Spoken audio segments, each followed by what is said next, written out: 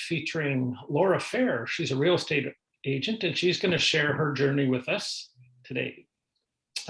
If you're tuning into the YouTube viewing, then please fill in the survey found on the RDIEC website for a chance to win a $50 gift certificate, and give us some feedback to make these things better. With that, I will pass it over to Laura.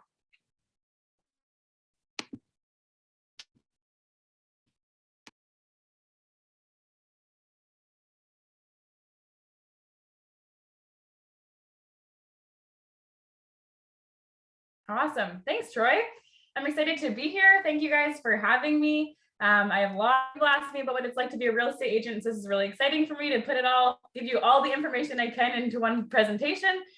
So hopefully I can give you as much information as possible and answer questions, but I'm sure if I miss anything, I will be asked at the end. He said before, I'm Laura Fehr. I'm a real estate agent here in Moose Jaw. I work with Century 21 Insight Realty here in Moose Jaw. I've been an agent for a little over 2 years now. Love the job. It's such a fun job, and I wouldn't trade it for the world. I service residential real estate. I'm licensed to trade in commercial and farm as well, but I really like residential, so that's where I stick with.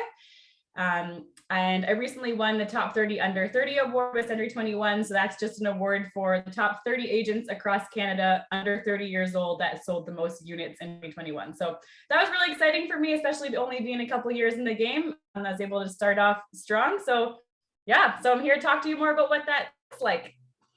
So we'll jump right into it. With your education and training as a real estate agent, this is going to vary from province to province. So if you are thinking you want to be an agent in Alberta or BC or Ontario, just know that you're going to have to look into their requirements because it changes by province. But this should give you a general overview of what is likely to be expected. So when I did my course, again, this may have changed a bit since I've done it, but when I did my course, we had to take 4 separate courses. So the first one was your real estate overview. And this just covered all the generics of real estate, what it is, all the real estate law, regulations, everything you need to know. And then the 3 other courses were specialized. Then we took a residential real estate course, a commercial real estate course, and a farm real estate course. So as I trade in residential, but I have a basic understanding of commercial and farm real estate. So if I wanted to trade in those areas, I legally can. I just like to pass that. I like to pass those transactions on to other agents that specialize in those fields so that clients are treated more fairly. So that's the education side of things. You're going to do those 4 courses on your own. So I got those textbooks sent to me in the mail, did all the reading, did all the research. There's a few like practice tests you can take in there. And then you take a test after each course. So there was 4 tests I had to take at like a testing center in Regina.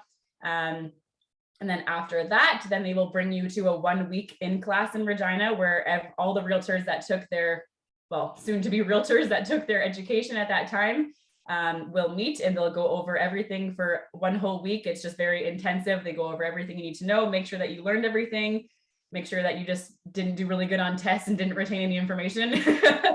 And so they will do that. And then you take a few more tests there as well. And they'll bring in some like a mortgage advisor, they'll bring in an inspector so that you're learning more about the industry and the people that you're going to meet. And it was really good.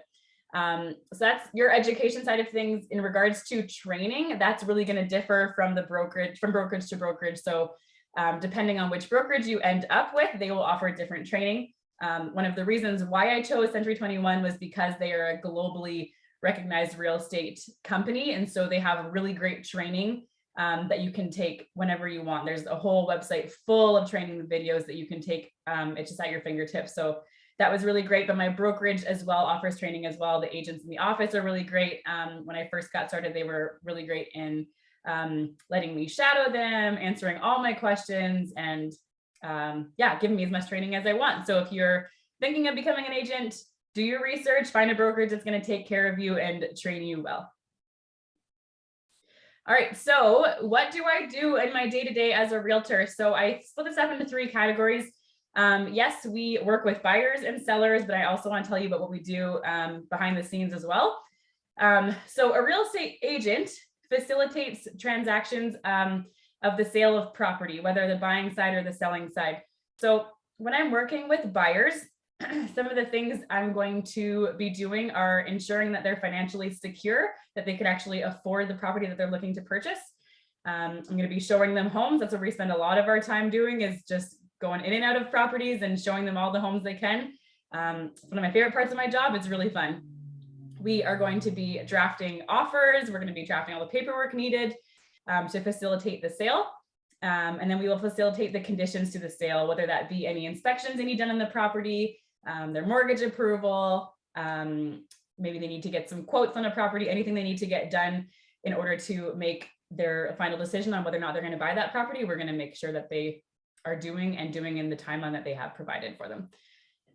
When working with sellers, you're going to do some of those things, but you will do, it's different because you're on the selling side of the transaction now. So the first thing you're going to do when you work with a seller is you're going to give them a home valuation. And so what that is a report that we will give the seller, letting them know what they could most likely get for their property if they were to sell it in today's market and with the conditions of their house. So I'll go through someone's house if they're like, hey, I'm thinking of selling, but I just need to make sure that I can actually afford to sell this property. Like, will I get enough money for it to make sense for me to move?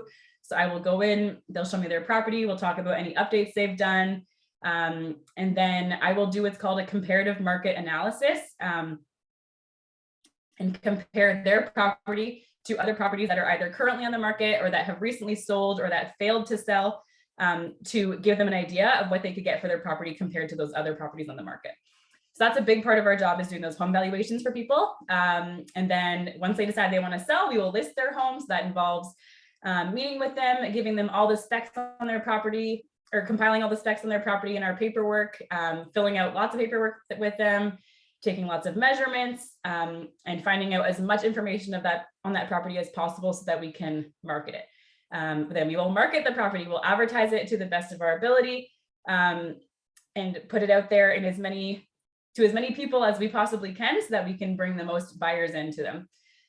We will facilitate open houses, we'll facilitate showings, and then we're going to handle negotiations in the sale. So when offers come in, we're going to negotiate to make sure that that seller gets the most for their property that they can, and gets the best conditions for their property, so that they can have the best sale that's best for them and their life. And then we're going to ultimately facilitate in transferring that property to the next buyer. And then as far as some general real estate duties that I do behind the scenes, paperwork. We do a lot of paperwork, and a lot of people might not like this. I love paperwork. I don't know what it is about me, but I just think it's so fun. If my husband comes home with like a form to fill out for something, I'm like, oh, I'll fill that out for you. So you get into real estate, just know that you will be filling out a lot of paperwork. You are doing a lot of marketing your business. So yes, we do lots of advertising and marketing for our clients' homes that are for sale. But a lot of it is also marketing myself as a realtor in my business so that people know that I exist and so that they will hire me to sell their property or help them find a property. We will do lots of prospecting for clients. So whether that means, like for me, I grew up in this city, so I knew a lot of people. So the biggest thing for me getting into the industry was letting every single person in my life know that I was a real estate agent, so that people are aware that I'm in this field of work and that they could hire me. One of my strategies for prospecting clients is just getting as involved in the community as possible. I've joined a couple of boards. I'm involved in lots of sports teams. I just get to know lots of people in the city. I do some volunteer work, and that way I'm involved with as many people as I possibly can be without burning myself out. And then I get to know people, and then that's how I can gain clients as well. But I don't only do that to gain clients. I also just enjoy doing that generally before I became a realtor anyways. But some people prospecting for clients will be different. Some people will literally go knock on people's doors and say, hey, I'm a realtor. If you need to sell your home, let me know. Or they'll cold call people and say, hey, if you're looking to sell, I have a buyer that would love your property. So that's not what I'm into, but there are realtors that do that. There's different ways to do it. So prospecting for clients. And a big part of our job is keeping a running knowledge of our real estate market. So I am asked this probably 5 times a week at least. I'm asked, hey, how's the market look? What's going on in the market? I'm asked that all the time. Once you become a realtor, people want to know, what does the market look like? What homes are selling? What's the average price that's selling right now? can I sell my home right now? Is it a good time to sell? Is it a good time to buy? You need to know those things because people expect you to know what is happening in your local market. So a lot of what we do is just staying on top of that and constantly keeping on top of all the information of the listings that are coming out, of homes that are selling and what they're selling for, homes that didn't sell and figuring out why they didn't sell. And then we're also going to be following our rules and regulations. There's a lot of rules that you have to know when it comes to selling real estate, and lots of real estate law that we need to be on top of. So a lot of it is just making sure that we're on top of all of the changes that happen in that realm as well. So as far as equipment used as a realtor, this cell phone is either in my hand or in my pocket at all times. This is what I will use. The majority of my business happens on this phone. So a cell phone is extremely important, a good working cell phone. I use a lot of real estate apps on my phone that help me conduct my business. Your laptop, which I'm on here right now, is a secondary piece of equipment you will need. I'm on that all the time, whether it be for paperwork or for listing a property, or for doing meetings like this. You need a laptop and you will use it daily. There's lots of online programs that I use for paperwork, marketing, listing, etc. So you're going to need, you'll probably need to get some subscriptions for certain programs to allow you to do those things. And you'll just need to be aware of all the programs that are out there, especially we are in a digital world. So everything happens online now. The real estate world is, the majority of the real estate world happens online. So you need to have the equipment to do that. Your cell phone and laptop are very important. You will use things like photocopiers for your office because you need to keep paper copies of your office. I know that sounds archaic at this point in time, but we do all of our work online, but then we are always going to the office and dumping everything off with paper copies as well. So we have hard copies of everything. You will need for sale signs. Every time you drive past a house with a for sale sign, just remember that those realtors have about 50 more of those in their back pocket. We have lots of for sale signs that we have, and you need a good sledgehammer to get those into the ground, especially in the winter. It can be a little tricky. I actually I'm not strong enough sometimes to sledgehammer those signs into the ground in the winter. I'll take like a big drill and pre-drill holes into the ground and then get my signs in. So that's something you might want as well, as a good little drill for outside. You will need a vehicle. I am driving all the time, whether that be to showings or to listing appointments, or to just meet people or whatever. I'm in my car all the time. So you want a good vehicle that's likely good on gas would be your best bet. Other things I use, I have this digital measuring tape. I don't know if you've seen one of these before. They make my job way easier because I need to get measurements of every single room in a house. So I can easily just point and shoot this little laser out of here, and it will tell me the feet and inches of the dimensions of a room. So that's really nice. We use these long measuring tapes. I don't know if you've seen these. They're really fun. We have to measure the outside of a property to give us the total square footage of a property. So we use those. What else? And lock boxes. You've probably seen these hanging on a house before. So these are where we put the keys to get inside of a house, and then we just have an app on our phone that Bluetooths over to these to unlock them to get out the keys to show a property. So that is the equipment that you'll be using. I'm probably missing something, but I think that's the majority of the equipment you're using.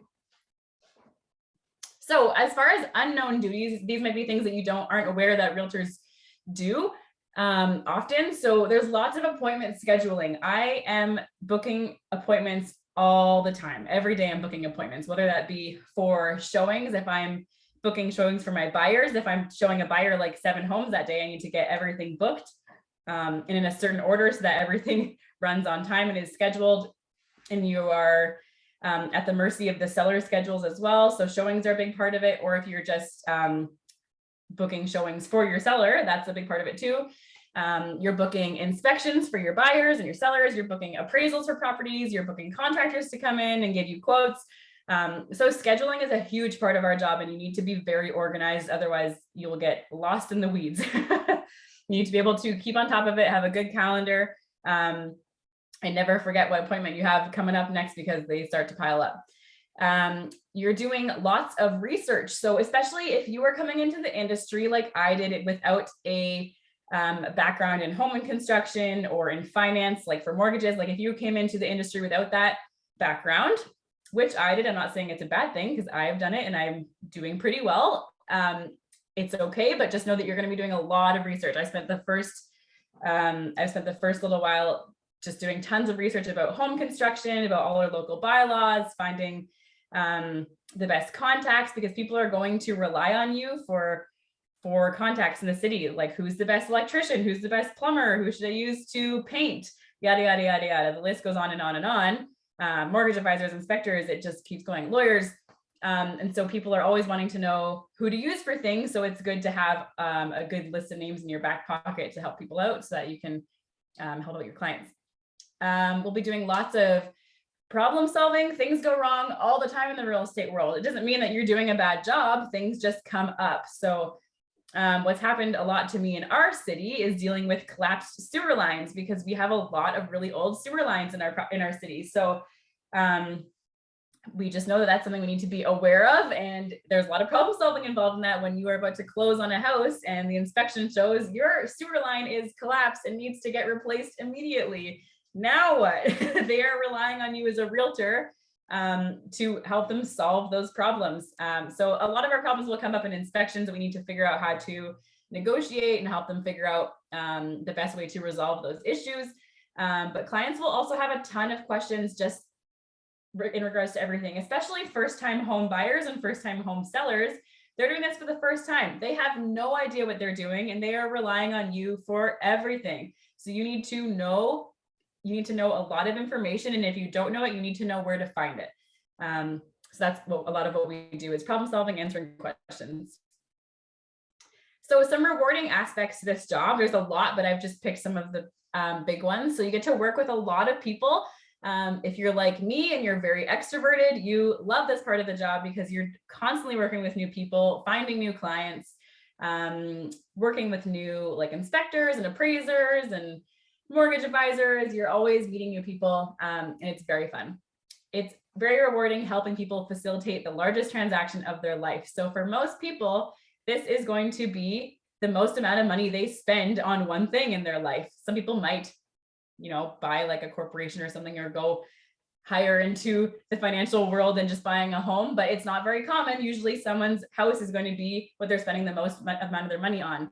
So with that comes high emotions, high stress, and lots of nerves and anxiety that comes with that, which I think is fun because I get to help people calm those nerves, calm those anxieties, and help them make this process as fun as possible and as stress-free as possible. And it's just rewarding seeing people walk into their new home for the first time, especially if you're a first-time home buyer. This is the first time you're owning something that's hundreds of thousands of dollars. That's very exciting. Or helping sellers sell their home and maybe make some money off that home, or just helping them move on so they can get to the next city, or to move closer to family, or to let go of a home so that they can downsize and live a more comfortable life. There's so much that's rewarding in that, and helping people transition. There's high earnings potential. You will get out of it what you put into it. I'll talk about this a little bit later when we talk about our salary, but if you're willing to put the work in, you have the potential to make a good amount of money with this job. It's not a 9-to-5 desk job. I think that's very rewarding. I did a 9-to-5 desk job for 5 years. Better. There's lots of different work to do. None of my days look the same from one day to the next. Every single day looks so different. And I love that part about my job because I'm constantly getting to do new things, see new homes, meet new people, solve new problems. It's really great. So some of the challenges and stressors that come along with being a real estate agent, one of them is dealing with heartbreak. Sometimes things don't go to plan. So sometimes buyers cannot find a home that they like, and it is stressful, especially if they're in a time crunch to find a home. Sometimes sellers don't make the amount of money that they were hoping to make, especially if they overpaid for the property back in the day. Then that can be very stressful for sellers, because sometimes they find that they're actually taking a loss on their property when they sell it, or maybe they're just breaking even when they were hoping to make some money. Sometimes you're dealing with people that are dealing with estate sales. So they're dealing with the sale of a property from the loss of a loved one. That's really hard. Maybe you're dealing with a property because there's a couple going through divorce, so they're selling their property. There's lots of parts of this job that are really hard because you're dealing with some high emotions when you're dealing with the sale of property. Your hours are uncertain and all over the place. It's very hard to schedule. As much as I said that you need to be a scheduler, yes, you can be excellent at scheduling your clients, but you may not be very great at scheduling your personal time, because these hours are everywhere. You don't know when you're going to be working. Sometimes I'll think I have the whole evening off, and then a few hours later, my whole evening's booked up because I had people wanting to see homes or wanting to talk to me about listing their house. Things just come up. So you need to be a flexible person in order to work in this world, and you need to have a family that supports you. If you don't have those things, it's going to be really hard to get ahead and succeed, at least not without burning bridges within your personal life. So that's why I said one of the only reasons I did this is because I had a very supportive husband, and he was very on board for me taking a job where it's okay for me to say, I got to go right now, I'm meeting a client, where both of our personalities are very flexible. So that was good for us. Whereas some people, that's really bad. I've seen a lot of marriages go through strain, and kids go through strain with their families, with realtors that didn't take enough time to prioritize their personal life over their work life. And it is hard to go on vacations. It can happen very easily. I'm a vacation lover. I love to go on holidays. So I think it's very important, but it's harder. And we'll talk about that a little later too. Your income is uncertain, especially when you're starting. It can be very expensive. Most people don't make very much money in their first few years. I would say I was an anomaly to that. I think growing up here, I knew a lot of people. So I've had a very great first couple of years, whereas most people don't. And so I'm not the norm by any means. So I think you just need to be prepared to not be making money for the first little while. We always say, make sure you have a good nest egg to sit on to help you as you're getting your business built, especially if you're starting your business in a city where nobody knows you and you're just getting started. And it's expensive. You have lots of fees to pay. We have fees we pay to our national association. We have fees we pay to our provincial association, to our brokerages. There's annual fees, there's monthly fees, and those add up, especially if you're not bringing in a paycheck and you're just spending money on all these fees, then it's not as worth it. So that can be a challenge, as well as just not knowing what you're going to make in a year, especially because it's also you're at the mercy of the market as well. Like if there's just not a lot of homes in the market and things aren't selling, you're not making money. If there's lots of homes in the market and things are selling like hotcakes, you're making lots of money. So you just never know. You need to be prepared for that. This isn't really like a challenge, but just more of a stressor, is that you need to be meticulous in your paperwork.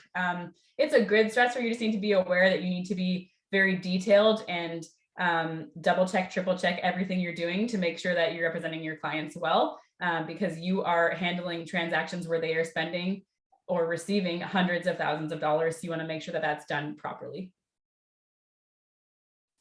Okay, so when it comes to salary and benefits, so first I just want to explain, I didn't write this in here, but I want to explain how a realtor gets paid. So we get paid on a commission basis. So what that means, and it's paid by the sellers. So what that means is when a seller sells their property, they are going to pay you a flat fee or a percentage of the sale.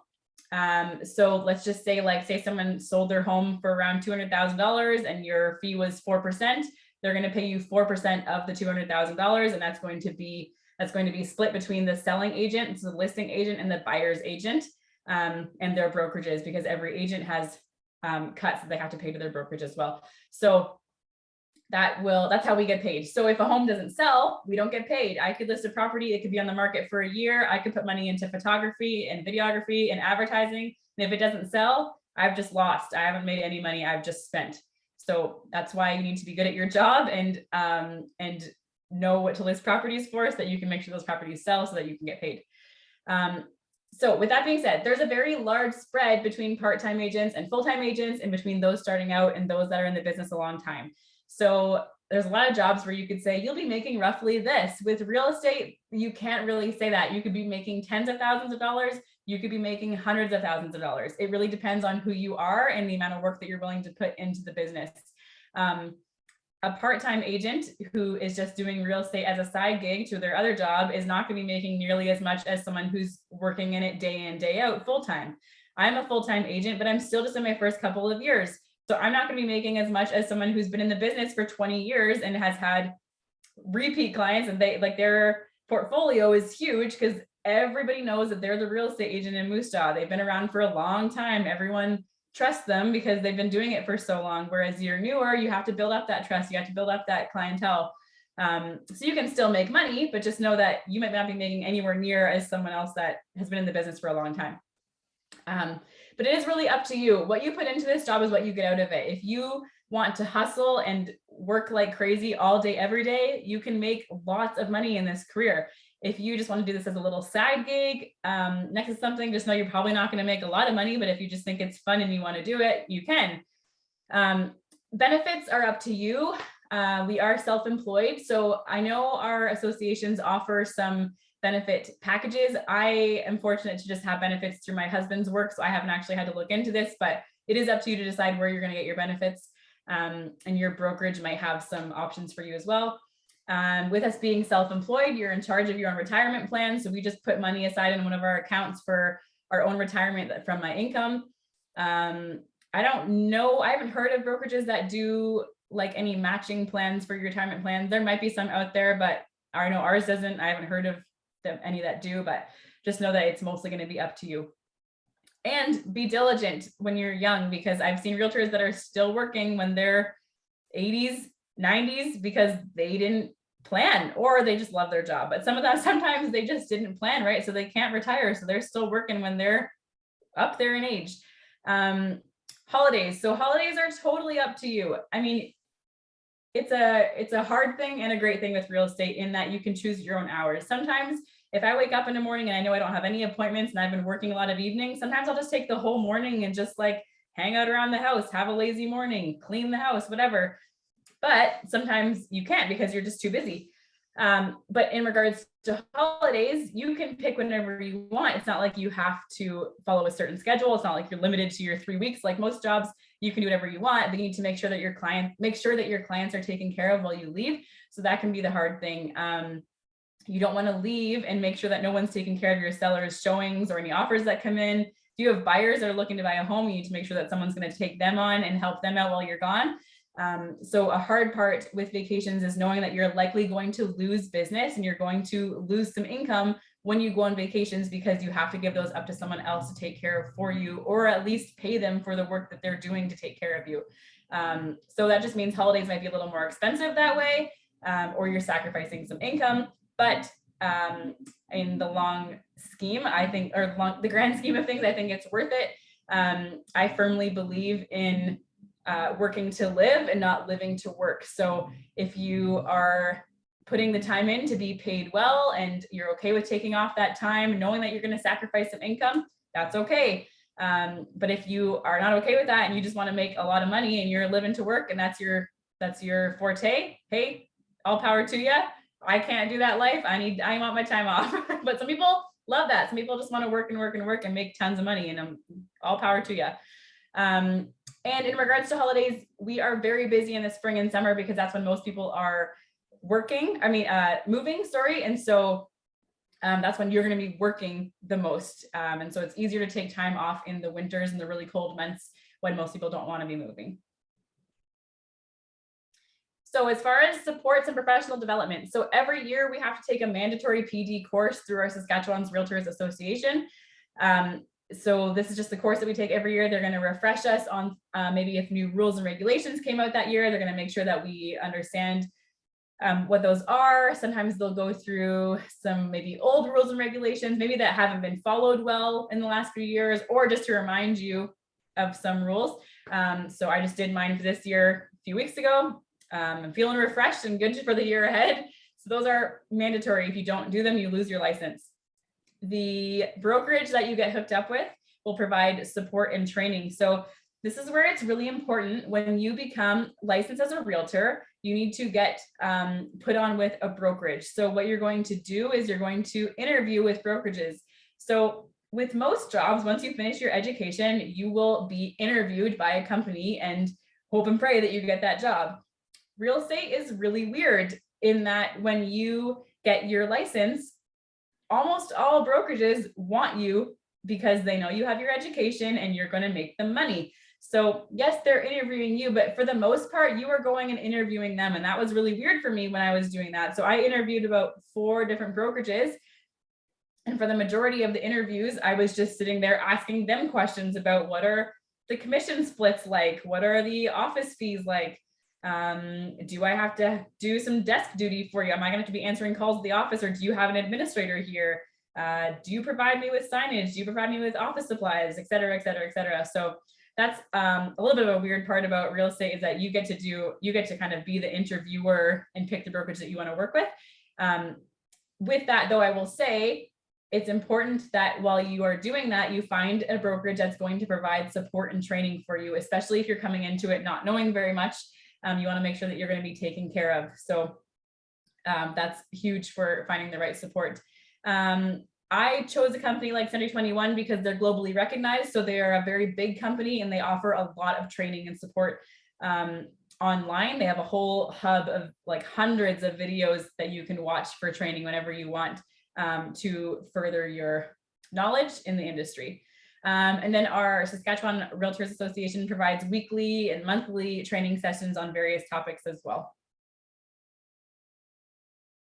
So opportunities in the field. So you can specialize in residential, commercial, and farm real estate, or all three. You can, I mean, I have my licensing for all, but I focus just in residential. You can take extra licensing to become a broker and open your own brokerage. Lots of people do that because sometimes you can make a little more money that way. You could use your training. So if, say you got into real estate, maybe it wasn't your thing, but you still liked the industry.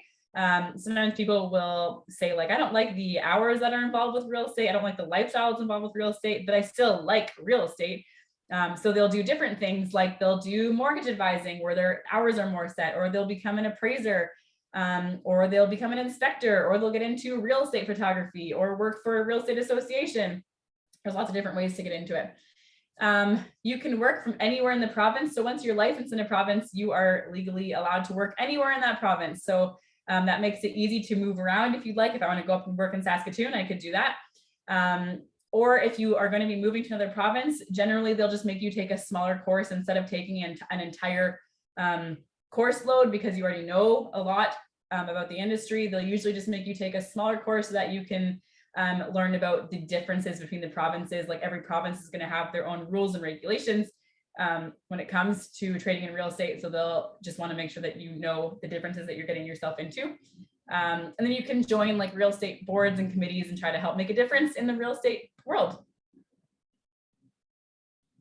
So work-life balance. I would say this is one of the hardest things for realtors to manage, because our lifestyle is so crazy and so everywhere and so unpredictable. So I see a lot of realtors do this really well, and I see a lot of realtors do this very poorly. So your hours can be whatever you want them to be. There are no set hours, but sometimes that means that you can get either very lazy with it and not put the work in to be successful, or you can be an overachiever and spend no time with your family and friends because you're so busy working and so busy hustling that you're doing really well in your job. Great for you, but you're also burning bridges. So you have to be very careful about what you're doing. And what I find is one of the best ways to do this is just to set yourself boundaries. If you are having a night with family, maybe it's just important to say to a client, like if someone's calling you, just say, hey, if this isn't urgent, I will get back to you tomorrow because I'm having a night with family. And most clients will respect that. And if they don't, then they maybe aren't the right client for you anyways, if they're not going to respect your personal time. Yeah, so because you are catering to your clients, you will be a more successful realtor if you can be more available to your clients in their hours. So not to say that you have to be at their beck and call 24/7, but you do need to be flexible. You're going to be working a lot of evenings and weekends because that's when most people are available to see homes, and to do appointments, because most people work those 9-to-5 jobs where they're working during the day. If you can luck out and get some clients that are available during the daytime, it's wonderful, but they're few and far in between. You are always working. You're always on call. This phone is on me all the time. I was talking with realtors at 10 p.m. last night, booking appointments for today. So your phone doesn't get turned off at 5 p.m. You are always working. So, I mean, I like that personally. That's just the lifestyle I enjoy. I like being flexible. I like kind of just doing something at this hour of the day, doing something here, but some people would absolutely hate that. So just know that if you're getting into this field, your hours are going to be everywhere. You're always going to be interrupted. Like we said before, vacations can be tricky, but you just need to make sure that you're setting yourself up So what me and my colleague have done to make this a little easier for us is we've just said, like, when I go on vacations, you will cover me. And when you go on vacations, I will cover you. And then I also have other realtors that have just said, hey, I'm going on vacation. Can you cover for me? And I'll pay you for the time that you're covering for me. So there's different ways to do it. Just know that it gets a little bit, it's not as easy as just saying, I'm booking off these weeks and I'm out of here. You have a lot you have to make sure that's taken care of when you're away. Oh yeah, that's the end. So if there's any questions you have for me, just let me know. I hope I covered most everything, but I probably have missed some things as well. Thanks, Laura. That was awesome. A couple of questions. So about how long does it take for that training? Yes, good question. Okay, so this is it's a hard question because it really depends on you and how fast you want to go through it. So and it really depends on the testing centers that are available as well. So what I found for me was that I would have gotten through it faster, but the testing centers were only open like once a month or once every 2 months. So sometimes I would finish my course and I was stuck there waiting until the next testing center to open for me to go do my test. So I think I did mine in a little over a year, but I was also working full time. So I kind of chipped away at it as I was working. But it really just depends on how you want to. I heard someone say they did theirs in like 2 weeks, but I was like, that was definitely before the testing centers came into play, because that wouldn't be possible anymore. And then did you have to take all 4 aspects? Yeah, I did. So that's one of the things that's changed. They didn't used to. So a lot of realtors I've talked to that have been in the business a long time, they just had to take their generic course and then pick the field they wanted to specialize in. So it was way faster to get your work done. But now I think they really want you to have a really good understanding of all the fields so that you understand how they all work and who to refer people on to and how to answer people's questions. And yeah. Okay. And how expensive was your training? Oh, good question. Okay. So if I'm remembering right, it was around $1,000 per course. So there's the 4 courses. And then there's a lot of fees that are involved as well. So I was spent around $4,000 for the courses. And then we had all of our annual fees, which I can't remember now what we had to pay at the beginning, but yeah, around there. Okay, just so kids who are Yeah. thinking about it. Mm-hmm. Yeah, and I would suggest if you are coming in from it straight out of high school, real estate is a hard thing to get into straight out of high school, especially because you've never lived on your own before, you've never owned a home before, so you're coming into it very bare bones. So I always recommend, if you're really wanting to get into the real estate industry, maybe start like by getting some kind of like trade under your foot, maybe do an apprenticeship of some sort, maybe get into some sort of sales, so you have like some kind of sales experience, financial experience. Not to say you can't just jump straight into real estate, but it's just going to be very hard coming into it not even knowing how to pay for rent or own a home yet. Thank you for sharing that part of it. That was actually going to be my question about high school students looking into this as a potential career. So thank you for addressing some of those things that they need to consider as well. For sure. And I think what I found, it's hard because I'm definitely one of the youngest in the industry. I'm 26 years old and I'm on the young side. I started when I was 24. Most people don't get into real estate. Real estate is usually like a second or third career for most people. Most people don't start off in the industry. I mean, I had an admin job for 5 years prior, but this was my first like real career. So that's pretty rare. Most people don't do that. Most people have some kind of other career and then choose to get into real estate after. So when you get into real estate, do you have a choice to specialize in commercial and residential? And how does that work? Are they different courses? Yeah. So you take 4 different courses. So I took courses for residential, commercial, and farm. So I am licensed to trade in all of those areas. So it also depends on the brokerage you go with. So my brokerage is pretty residential focused. There's some brokerages that are very commercial or farm focused. Not to say that you can't trade in those areas, but sometimes it's easier if you are like, I just want to sell commercial real estate. Then I would say get yourself in with a brokerage that mostly specializes in commercial real estate, so that you're surrounded by other agents in that field and you'll get better training in those areas. Because you learn a lot in your courses, but I'd say I came out of my courses still feeling pretty lost. And so I learned a lot on my feet. I learned a lot from my broker and from my colleagues. And so I would say surround yourself with the people that you want to learn from in the field that you want to specialize in.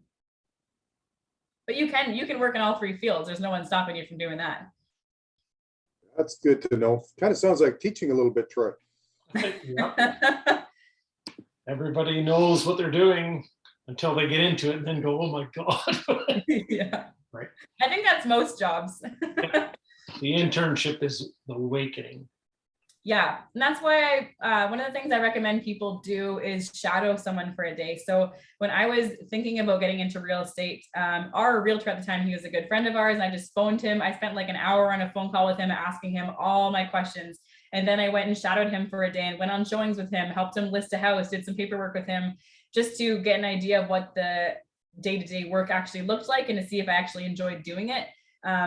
I recommend doing that for any job, actually. I did that when I was in high school. I thought for sure I was going to be a physiotherapist. I went and shadowed a physiotherapist for a day and hated it. So that changed my whole mind. And I saved 4 years of college there, right? So like, well, probably 6 years actually. So yeah, I'd say any field of work you're wanting to get into, shadow someone in that field for a day and see if you actually like it, or maybe you just like the idea of it, but make sure you like the day-to-day work of that career. That is wonderful advice. Thank you. Welcome. Absolutely. Yeah. Any more questions? Just waiting to see. I don't see any. None here. It was really, really well done.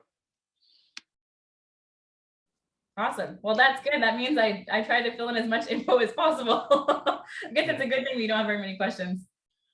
Yeah, that's good. That means it was thorough. They can find me on social media or any, like I'm all over the internet. So you can just search Laura Fehr, Century 21, and I'll pop up everywhere. So you can DM me, send me questions, whatever. I'm always happy to answer questions or take a phone call. Great, thanks.